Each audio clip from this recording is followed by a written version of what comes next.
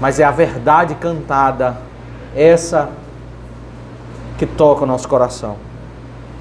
Vamos abrir a palavra de Deus em 1 Samuel, capítulo 13.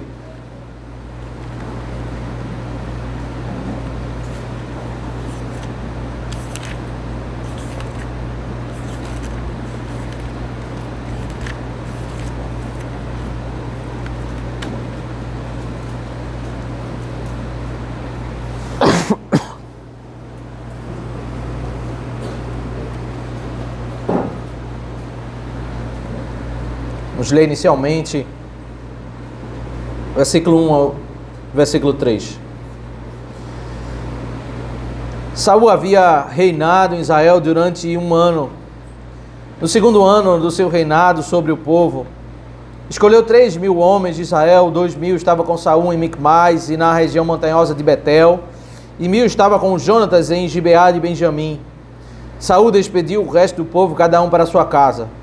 Jonatas derrotou a guarnição dos filisteus que estavam em Gibeá, e os filisteus ficaram sabendo disso. Então Saul mandou tocar a trombeta por toda a terra, dizendo que os hebreus escutem isso. Que os hebreus escutem isso. Havia, meus irmãos, há um tema que está se desenrolando no livro de 1 Samuel, especialmente depois da cena em que, depois da atitude errada do povo, de escolher um rei para si, mas desde o episódio de Saul ser colocado, aquela grande assembleia em que Samuel iria divulgar para todo o povo que Saul seria o rei escolhido. O capítulo 10 começa uma grande ênfase sobre esse tema da covardia e da coragem. É um tema que remete um pouco a alguns capítulos anteriores, porque o texto diz que o que motivou o povo a olhar para as outras nações e querer um rei que estivesse diante deles era o tema das guerras. E mais adiante, nós vamos ver no capítulo 12, meio que os capítulos eles vão lançando luz sobre o passado. O capítulo 12, verso 12, diz que eles estavam temendo as outras nações, eles estavam temendo os outros exércitos, especialmente esses líderes invasores, porque eles estavam constantemente, meus irmãos, desde o período de início dos juízes, sofrendo invasões, perdendo as plantações, algumas pessoas sendo sequestradas, mulheres estupradas, tudo que envolvia o sistema de invasões, e os filisteus eram um calo na vida deles. Então eles queriam um rei valente, eles queriam alguém de vigor, eles queriam alguém que lutasse com eles, e eles olhavam para esses grandes reis, esses grandes exércitos, e eles começaram a desprezar o poder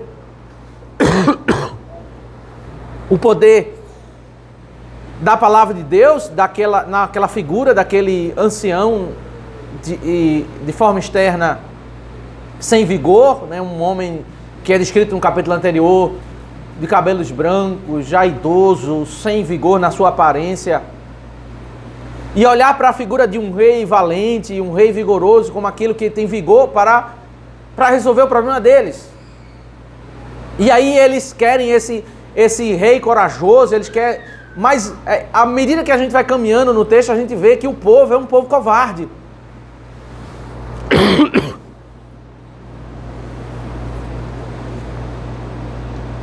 E a cena que chama a atenção, a gente vai caminhando e vendo essa cena da ironia, porque talvez a cena que eles mais esperavam, que eles mais aguardavam no capítulo 10 era a escolha de um rei valente, vigoroso. Qual será o rei que o Senhor vai nos dar?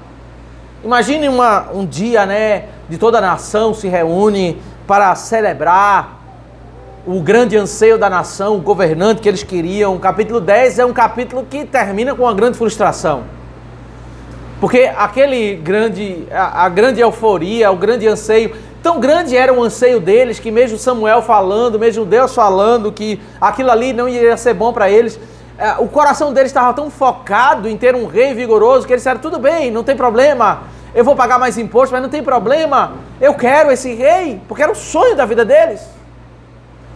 Aí o profeta Samuel começa a lançar sortes, né? Conforme o costume sacerdotal.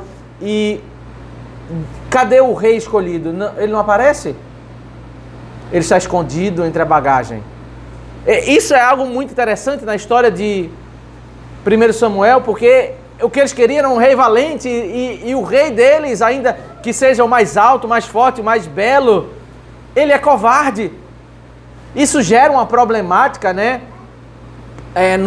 No capítulo 10, porque algumas pessoas começam a zombar. Como é que esse rei ele vai ser o nosso rei de guerra? E termina o capítulo 10 nessa frustração. Há algo que não é a teologia da força de Saul, não é a teologia da capacidade de guerra, mas se você atentar para o capítulo 11, um versículo que mostra essa teologia da graça, o versículo 6, capítulo 11, versículo 6. O Espírito de Deus se apossou dele e ficou furioso. Quando ele ouviu aquela cena de que o exército, o inimigo iria invadir para vazar o olho direito, para tomar os bens, para humilhar Israel, Deus queria que o povo reagisse em defender a família, defender as suas terras. E eles eram covardes. E o rei era covarde, o rei que se escondeu na bagagem. A inversão da cena se dá porque o Espírito de Deus toma iniciativa para que eles tenham a coragem devida naquele contexto. O capítulo 12 dá seguimento a esse conceito, quando Deus confronta eles estão com um olhar mundano, o olhar no vigor, e Deus fere com a sua palavra, chamando eles a meditarem na verdade, conecta eles, foi o que nós vimos no domingo passado, com a história da redenção. Eles eram semelhantes a vários episódios da história do tempo do juiz, do tempo de Moisés, do tempo de Arão. Eles deveriam entender. Agora mais uma cena que remete no capítulo 13 a esses temas: coragem, covardia. Esses números, eles não são aleatórios, eles estão aí porque o narrador ele quer nos fazer comparar com números que eles vai mencionar mais adiante. Então no versículo 2 fala-se sobre 2.000 que estavam com Saul e 1.000 que estavam com Jonatas. Agora Saul, cheio do Espírito de Deus, naquela cena do capítulo 12, e eu falei isso atrás, a gente vai sempre recordar disso para entender essa complexidade da narrativa. Deus mudou a vida de Saul e ele tem vários atos que são caracterizados como virtude, porque Deus operou na sua vida. Mas perceba, ainda que Deus vai derramar graça no meio do povo, no meio de Saul, Deus também vai punir o povo no meio de Saul, porque Saul foi um homem dado segundo esse anseio da carnalidade do povo. Então, a preparação da narrativa vai ter esses elementos, e a gente vai ver muito claramente nesse capítulo chave na história de 1 Samuel, esse divisor de águas que é Saul. Apesar de ter virtudes, ele tem atitudes carnais que vão diferenciar ele grandemente da pessoa, daquele rei que vai ser levantado, que é o tipo de Cristo, que é Davi. Mas se nós pudermos falar sobre Saul nessa primeira cena, nós podemos falar sobre virtude, porque ele não é aquele homem covarde de anteriormente que se esconde na bagagem. O versículo 1 ao versículo 7 trata sobre o que nós devemos fazer diante de atitudes difíceis. Temos a coragem que o Senhor requer de nós, ou sermos covardes. Coragem ou covardia? Não é fácil tomarmos algumas decisões nas nossas vidas, porque ao sermos corajosos, não é simplesmente ser corajoso ou ser covarde. Por que o covarde ele não toma algumas decisões, mesmo sabendo que aquilo ali é a vocação de Deus? Porque muitas vezes a coragem bíblica, ela nos traz prejuízos nesta vida. ela traz implicações. É muito mais tranquilo para você não ter grandes prejuízos, você seguir pelo fluxo da covardia. É sobre isso que o enredo vai se desenvolvendo. E agora, versículo 1 ao versículo 7 trata sobre isso. Saul havia reinado em Israel durante 1 ano.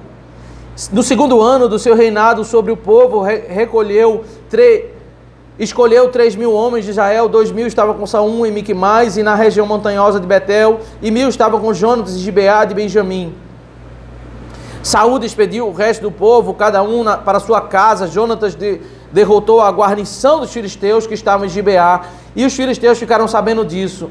Então Saul mandou tocar a trombeta por toda a terra, dizendo que os hebreus escutem isso. E todo Israel ouviu dizer: Saul derrotou a guarnição dos filisteus, e agora os filisteus estão com ódio de Israel. Então o povo foi convocado para se juntar a Saul em Gigal. Eles viviam sobre um padrão de dominação dos filisteus e pagavam altos impostos. Imagine você trabalhar. O brasileiro ele vive nesse sistema, né, de altos impostos. O sistema de imposição das nações. Imagine você trabalhar e pagar 40% do seu salário.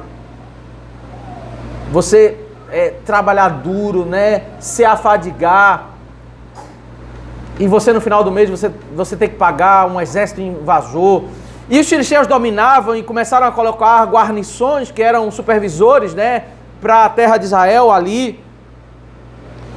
E você poderia, como rei, e a vocação do rei era proteger a nação, montar um exército para proteger de inimigos. A vocação do rei, de um presidente da república, envolve a segurança da nação. Ele foi eleito para isso, para comandar as forças do exército, para poder proteger a nação, para não deixar o exército inimigo invadir e tomar os nossos bens.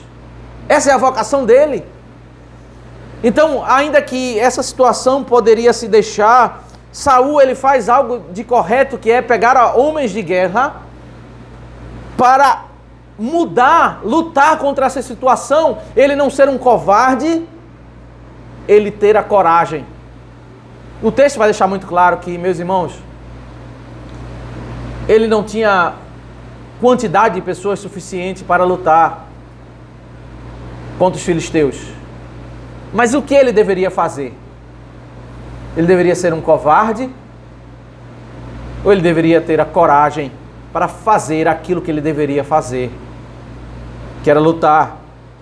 O texto nos capítulos anteriores, no capítulo 11, deixa claramente que o Espírito de Deus foi para Saul para que ele agisse defendendo o seu povo. E ele já foi reconhecido como rei perante a nação por causa que ele não teve essa atitude de covardia.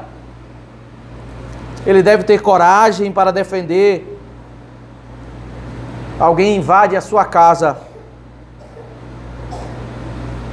Você não vai fazer a matemática se a pessoa é mais forte que você, se eles estão em maior número. Em hipótese alguma, você vai deixar ele estuprar a sua esposa ou matar os seus filhos. Você vai lutar com todas as suas forças para defender a sua família, porque essa é a sua vocação. Você não vai se acovardar se escondendo no quarto. Você vai lutar até, se preciso for, você morrer, mas você vai lutar para defender a sua família, porque essa é a sua vocação. Se um exército inimigo invade a nossa nação para destruir os nossos bens, destruir a nossa família, você vai lutar com todas as forças. Porque essa é a vocação que Deus te colocou para você defender a sua família. Saul pegou 3.000 homens, dividiu 2.000 com ele, 1.000 com Jonatas, o seu filho. Despediu o resto do povo e foi. E há um propósito, no versículo 3, diz que ele vai derrotar a guarnição dos filisteus. E o texto deixa muito claro, meus irmãos, eles sabiam a implicação disso. Um exército é grande, deixa uma guarnição lá como seu representante. Você destrói essa guarnição. Essa notícia vai chegar na sede do império e o império vai mandar um exército para destruir você. Mas mesmo assim eles fizeram isso porque eles sabiam que eles não deveriam se acovardar, eles deveriam ser corajosos e fazer aquilo que Deus determinou que eles fizessem. Saul manda tocar a trombeta. Haviam sons distintos, né? A 1 Coríntios 13 diz lá, né? Como que você vai, se você não souber discernir o som? Ele usa essa linguagem, né? O que é um som, se você não sabe discernir o som que é tocado? É um som sem sentido. Paulo usa essa linguagem que era própria, porque havia um toque, né? Quando você vai estudar para a prova do Detran, aí você tem que decorar o que significa um apito, um silvo, né? Curto, um silvo longo, 2 sons, 3 sons, cada um daquele sinal que o guarda de trânsito fala, né? Significa parar, significa prosseguir. E eles tinham esse tipo de sons, no toque da trombeta, um significava, imagine como você comunicar para um povoado, né? Que tinham mais de 100 mil pessoas. O toque da trombeta comunicava, um exército está vindo. Um tipo de toque de trombeta comunicava, nós ganhamos a batalha. Um tipo de toque comunicava, devemos fugir. Outro toque comunicava, devemos nos reunir para ir para a guerra. Então ele manda tocar, e o toque é muito claro, é para convocar o povo. Olha, a cena não vai ser boa. Comunica o povo que eles vão se preparar para a guerra e a gente deve se preparar para nos defendermos. Então o povo foi convocado para se juntar a Saul em Gilgal. É o final do versículo 4. A dedução, meus irmãos, está no versículo 4, muito clara, do que eles entenderam do que era atacar a guarnição dos filisteus. O versículo 4 diz: e todo o Israel ouviu dizer, Saul derrotou a guarnição dos filisteus e agora os filisteus estão com ódio de Israel. Então o povo foi convocado para se juntar a Saul em Gilgal. Eles sabiam, é óbvio, eles vão se juntar e vai ter uma guerra e eles vão vir com ódio, eles vão destruir o povo, então nós temos que nos juntar para nos defendermos. O versículo 5 diz: os filisteus se reuniram para lutar contra Israel com 30 mil carros de guerra. Aí você vê, ó, Saul tinha 2.000 pessoas e 1.000 com Jonatas, 3.000 pessoas. Eles vieram com 30 mil carros de guerra. É sempre um número muito menor do que o número de pessoas. O número de carros é sempre muito menor. Tem 3.000 carros, é porque tem 30 mil pessoas. Eles tinham 30 mil carros de guerra. É uma quantidade assim muito diferente. 30 mil carros de guerra, 6.000 cavaleiros e o povo em multidão como a areia que está na praia do mar. Eles foram e acamparam em Miquimais, a leste de Bet-Aven, quando os homens de Israel viram que estavam em apuros, porque o povo estava angustiado.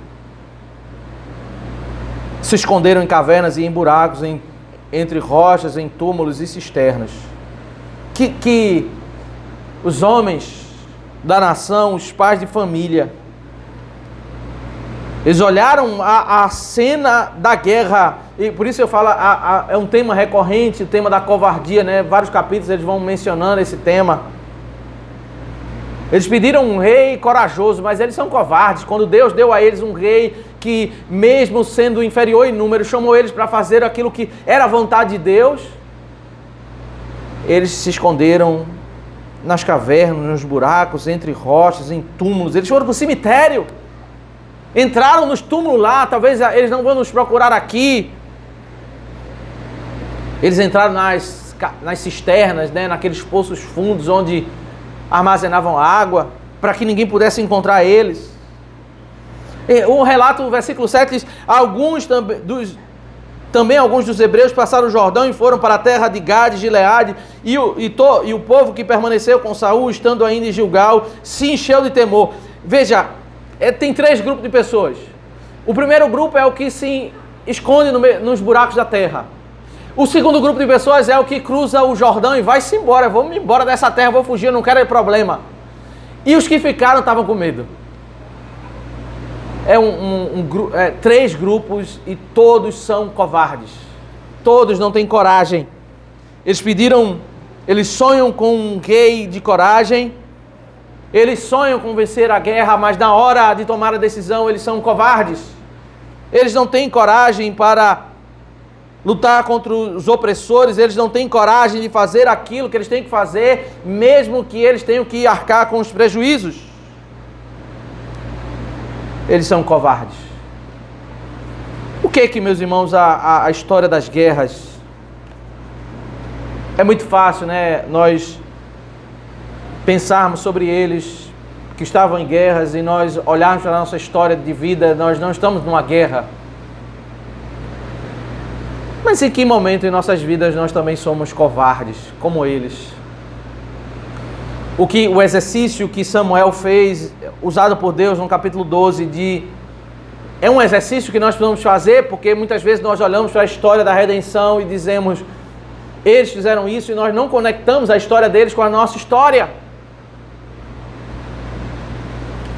E a verdade é que a história se repete com contextos distintos, com situações distintas, mas muitas vezes nós falhamos, seguindo o tema da covardia. Nós somos covardes, meus irmãos, como homens, quando nós não queremos trabalhar, quando nós não queremos cuidar da nossa família, quando nós não queremos dar o nosso melhor para sustentar o nosso lar. Nós somos covardes, porque Deus nos vocacionou para isso. Quando nós não queremos acordar cedo, quando vocês jovens, crianças, não querem estudar com afinco, não querem dar o melhor nos seus estudos, vocês são semelhantes a esse povo de Israel que não queria ir para a guerra. Nós somos covardes, porque Deus nos vocacionou para nós cumprirmos a vocação que é sermos provedores, sermos pessoas que tomam iniciativa. Nós somos covardes quando nós não zelamos pela segurança da nossa família, quando nós não cuidamos, não guardamos a segurança física da nossa família. Nós somos covardes quando nós não zelamos pelo coração dos nossos filhos, o coração do nosso lar, sobre o tema, os conceitos, as ideias que adentram o nosso lar, porque Deus nos colocou como guardiões do jardim, guardiões da nossa casa, para que aquilo que está entrando no coração dos nossos filhos, no nosso coração, no coração das nossas esposas, nós somos covardes. Fazer guerra e ter coragem para tirar alguns dos males dos nossos caminhos vai trazer muitas vezes algum desconforto. Uma vez eu conversando com um pai, uma família de outra igreja, e ele veio buscar conselho. Não fui eu que fui até ele, ele veio buscar conselho e apresentando alguns dilemas da sua casa, dos problemas que os filhos enfrentavam. E ele me perguntou o que ele deveria fazer. Eu disse, arranque isso da sua família, arranque esses hábitos, essas coisas que os seus filhos estão se envolvendo. E ele disse, mas eles vão ficar tristes. E ele via o seu lar sendo destruído, mas ele não tinha coragem para lutar as guerras que ele deveria lutar. Ele não tinha coragem para ser líder da sua casa, tomar decisões. Um lar no mundo feminista, em que o mundo quer ditar para as mulheres o padrão de que elas devem viver. Você precisa ter coragem para seguir o padrão bíblico do que é ser mulher, serva do Senhor, submissa, encontrar alegria naquilo que Deus, na sua palavra, diz do que é uma vida virtuosa, respeitar os ensinamentos bíblicos, ensinar aos seus filhos, encorajar os seus filhos a que temam ao Senhor. É preciso ter coragem. A coragem, meus irmãos, ela nos leva para muitas crises. E o versículo 8 ao versículo 15 apresentam uma cena de crise. E na crise, o que devemos fazer. E aí a cena apresenta aqui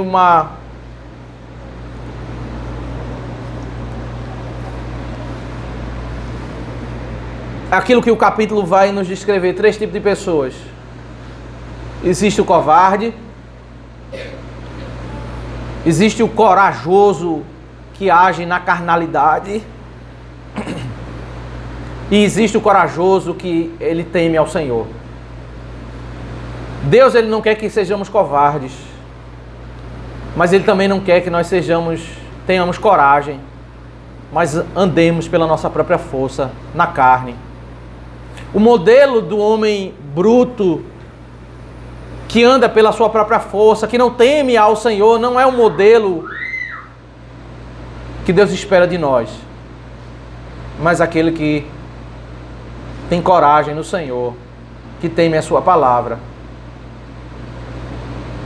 mas que é corajoso segundo a sua vontade.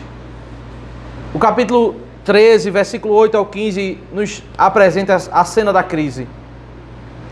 Saul esperou 7 dias segundo o prazo determinado por Samuel. Mas como Samuel não vinha a Gilgal, o povo foi se espalhando dali. Então Saul disse: tragam-me aqui o holocausto e as ofertas pacíficas. E ofereceu o holocausto. Mal tinha ele acabado de oferecer o holocausto, eis que chegou Samuel. Saul saiu ao encontro dele para o saudar.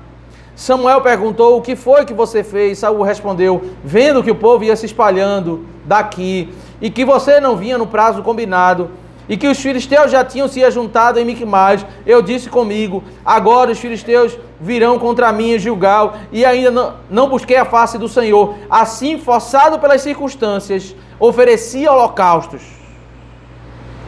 A cena, meus irmãos, é uma crise profunda, porque você imaginar todo o povo de Israel para lutar com os filisteus já é uma cena difícil. Mas divida o povo em 3, porque uma parte cruzou o rio, uma parte está escondida nas cavernas, e um terço do povo está ali com Saul. Mas Saul olha para esse povo, e esse povo é um povo com medo. A cena vai piorando, porque ao passar 7 dias, eles esperavam, como de costume, o sacerdote, aquele único que podia oferecer sacrifício. E o sacerdote não chega, Samuel atrasa, ele já é um velhinho, talvez ele tenha esquecido, talvez ele tenha demorado o seu passo. Quem vai confiar na memória de Samuel? A cena descreve: tudo pode piorar, mas Saul não sai dali. Saul é um homem de coragem, ele vai para a guerra. Todo mundo pode desistir, mas Saul não abandona. E a cena vai piorando, porque do pouco povo que resta, começa o povo: Samuel não está chegando, então é melhor a gente ir embora. Começam a ir embora. Saul, como um homem prático, corajoso, pragmático, um homem de guerra, um homem que não tem medo, um homem que não é covarde, um homem bonito, alto e forte, ele pega o holocausto, ele mata o animal e ele oferece o sacrifício ao Senhor. Porque ele não vai parar o seu propósito, que é ir para a guerra. A cena logo, o texto diz que logo que ele ofereceu o animal, chega Samuel. Foi isso que você fez. E ele começa a argumentar. Ele começa a argumentar nas circunstâncias, e é isso, meus irmãos, o que os homens fazem. O que nós fazemos, nós tentamos argumentar sobre a nossa desobediência. Por que nós desobedecemos? Porque eu estava em crise, porque eu tinha uma dificuldade na minha vida, porque eu vi que a situação ia piorar na minha vida se eu não desobedecesse. Então a situação estava muito difícil e eu vi uma cena que iria piorar, então eu resolvi seguir por esse caminho, porque esse caminho da desobediência iria amenizar a minha crise, iria amenizar a minha dor. Esse é o argumento da incredulidade.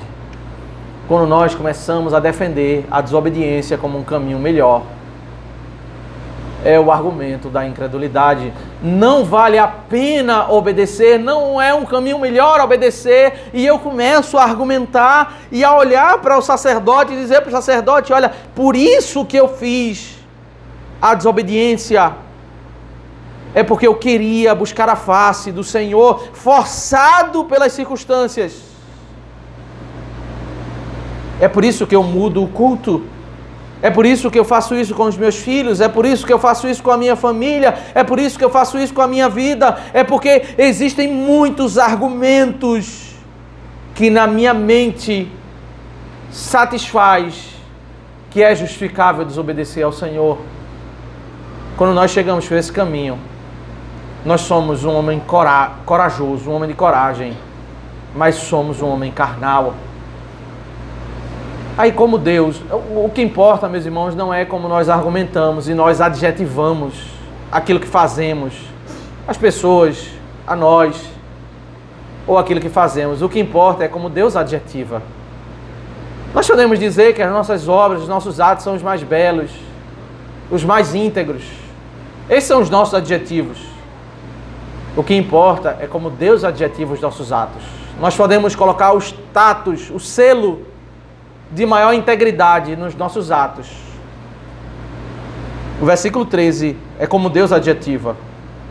Então Samuel disse a Saul: você cometeu uma loucura, não guardando o mandamento que o Senhor, seu Deus, lhe ordenou, pois o Senhor teria confirmado para sempre o seu reinado sobre Israel.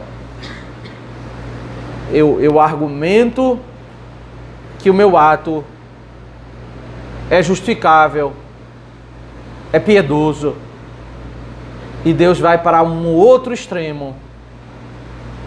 Toda a defesa pela desobediência é chamada de loucura pelo Senhor. Quando eu começo a argumentar, meus irmãos, em favor da desobediência, eu sou chamado de louco porque não existe sanidade, não existe sabedoria. O louco é uma pessoa que ele foge da razão, ele foge do equilíbrio. E ele tenta justificar os seus atos como se fossem atos racionais. Porque a verdade, a integridade é viver dentro da vontade de Deus. Não existe um caminho melhor, não existe um caminho mais saudável e mais coerente do que esse. Não é coragem por coragem.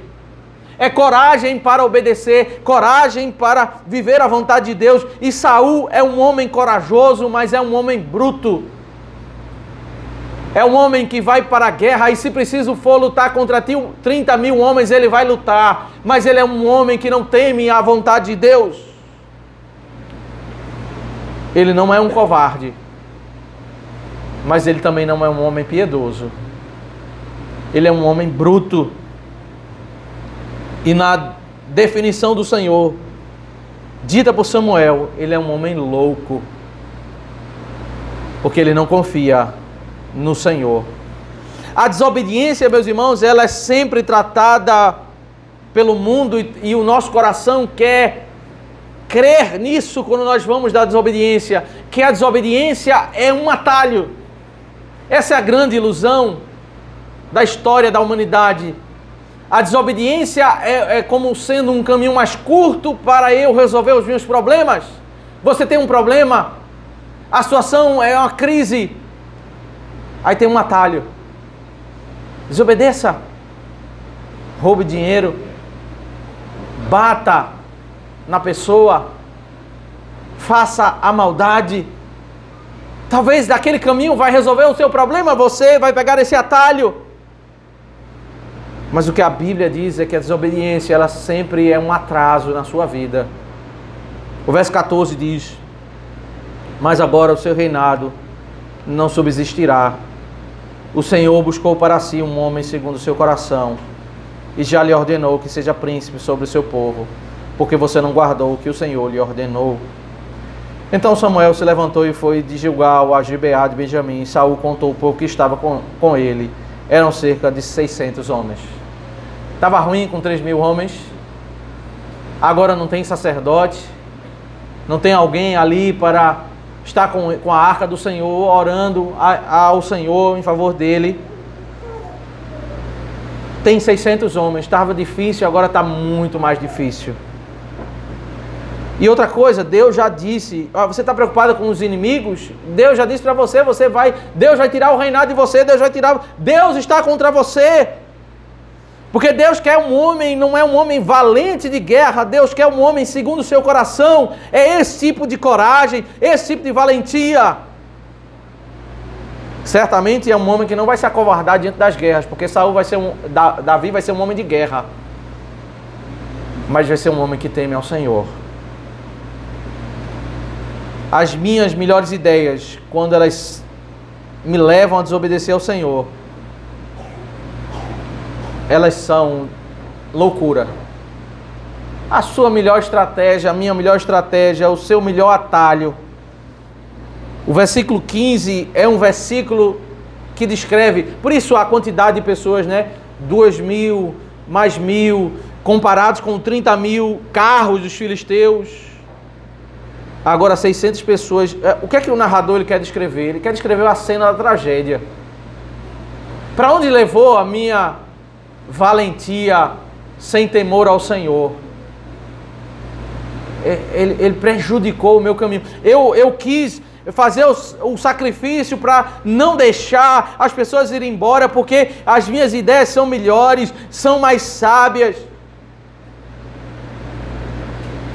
Eu sempre digo isso, que se as pessoas mais pragmáticas com relação aos argumentos que eles trazem sobre culto, eles pudessem usar o pragmatismo deles para poder colher as estatísticas de onde estão as gerações de netos e bisnetos daqueles idosos que começaram a trazer no culto, as invenções que eles fizeram do culto infantil, das cerimônias, das festividades, em cada das cerimônias. Se eles pudessem fazer pelo menos isso, usar o pragmatismo deles, porque o argumento deles é que todas essas estratégias vão fazer bem para encher as igrejas,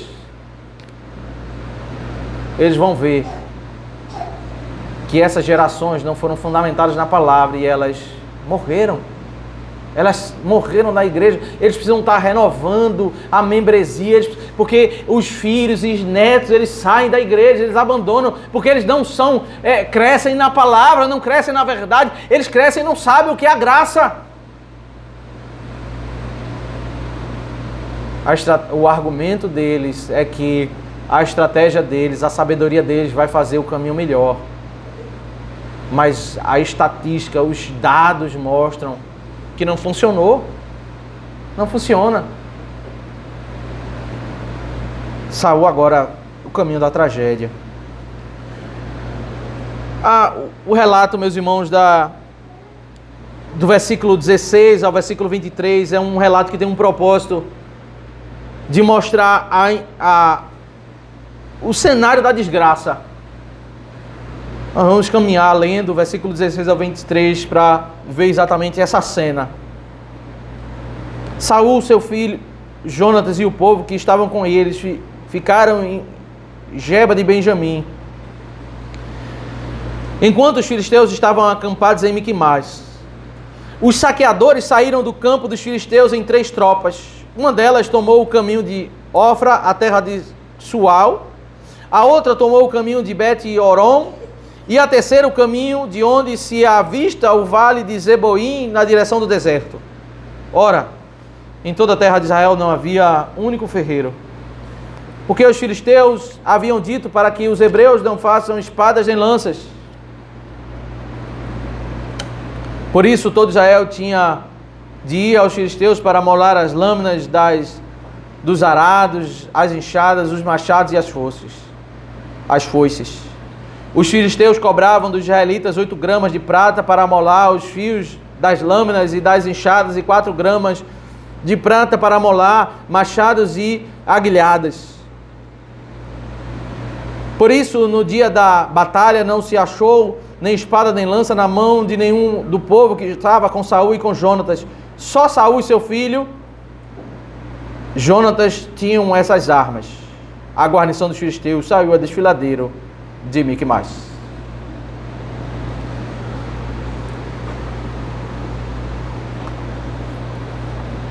Parece que não pode ficar pior, né? Você imagina um exército de mais de 100 mil pessoas com cavalos, cavaleiros, com carros. Você imagina 600 homens para lutar com medo. Aí é uma cena quase que impossível ganhar essa batalha, mas pode ficar pior. Esse exército só tem 2 espadas. Só Saul e só Jonatas. Dá para ficar pior? É uma tragédia, além da tragédia, a única esperança.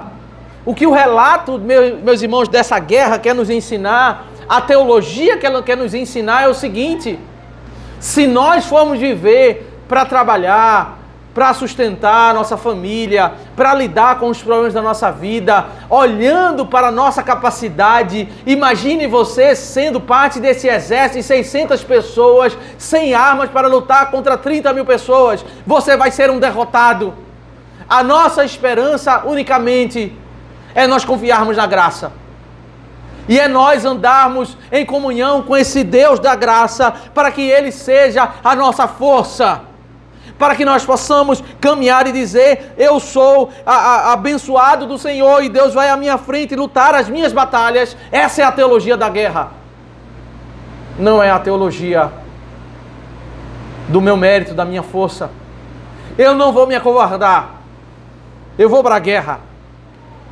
Mas o que eu mais temo não pode ser o exército inimigo.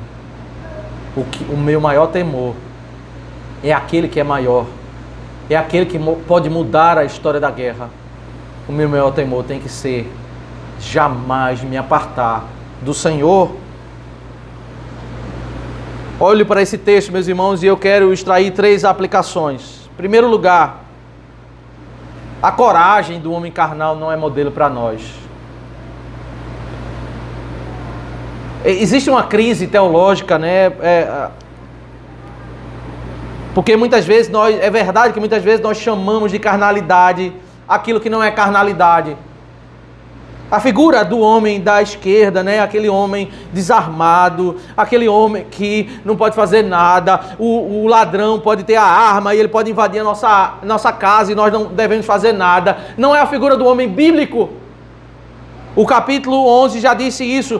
O Espírito de Deus se apossou de Saul e ele ficou furioso para ir para a guerra, para matar os inimigos que iriam invadir o seu território. Mas certamente, meus irmãos, ao discernirmos a verdade bíblica, nós precisamos fazer uma separação clara do que é o homem carnal do homem espiritual. Nós não devemos viver uma vida, ter uma coragem para sair xingando as pessoas, para sair roubando, oprimindo, fazendo guerras pelo ego, sendo arrogante. Defendermos a salvação pelo mérito, defendermos que os bens que nós temos, o trabalho que nós temos é fruto da nossa sabedoria ou da nossa habilidade. Isso é arrogância do homem carnal. Nos compararmos uns com os outros, como se fôssemos mais piedosos. Essa é a arrogância do homem carnal. Também nós não podemos ser o segundo tipo de pessoa, que é o covarde. O homem carnal é um caminho de pecado. Mas o covarde, ele também é aquele que foge das suas responsabilidades, é aquele que não enfrenta as crises da vida, é aquele que encolhe diante das dificuldades, ainda que as dificuldades são como gigantes diante de nós. Nós temos que enfrentar. Nós temos que lidar com as crises da vida. Nós temos que levantar para as guerras. Nós temos que enfrentar as dificuldades. Nós não podemos retroceder. Imagine se uma mãe, nas suas lutas diárias, ela ceder à crise da vida e ela dizer: hoje eu não vou preparar comida para os meus filhos, e ela simplesmente se fechar no quarto e for dormir. Se um homem não se levantar para correr atrás do trabalho, dar o seu melhor para sustentar a sua família, se ele não procurar um novo emprego, ele não procurar melhorar a vida da sua família, se ele não tomar iniciativa para conhecer mais a Deus, a sua palavra, para levar a verdade ao coração dos seus filhos. A covardia, meus irmãos, é um caminho da carnalidade. Separar a espiritualidade da nossa vocação na vida, trabalho, responsabilidade, ela é uma covardia. Talvez alguns pensam que é melhor cruzar o rio, entrar nas cavernas. Eu me livro de problemas. Eu me livro das crises da vida. Cristo é o nosso modelo maior. Ele é o nosso homem de coragem. Coragem para enfrentar a cruz em nosso lugar, para morrer em nosso lugar, para enfrentar uma guerra em que ele iria, a maior guerra de todas, ser abandonado pelo Pai, ser xingado, ser humilhado. Cristo é o nosso modelo de coragem, para não se apartar em qualquer circunstância da vontade de Deus, da lei de Deus. A sua lei é o caminho melhor.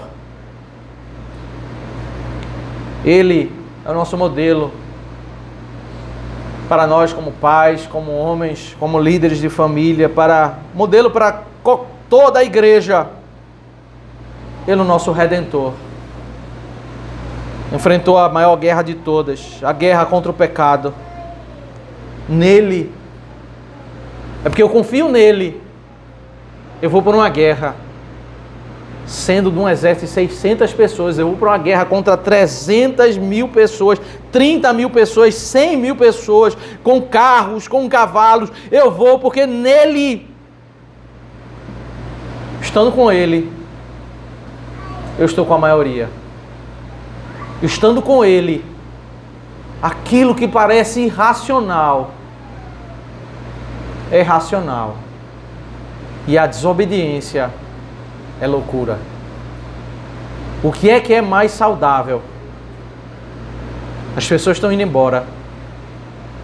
Eu vou continuar esperando Samuel. Eu não vou me apartar da lei do Senhor.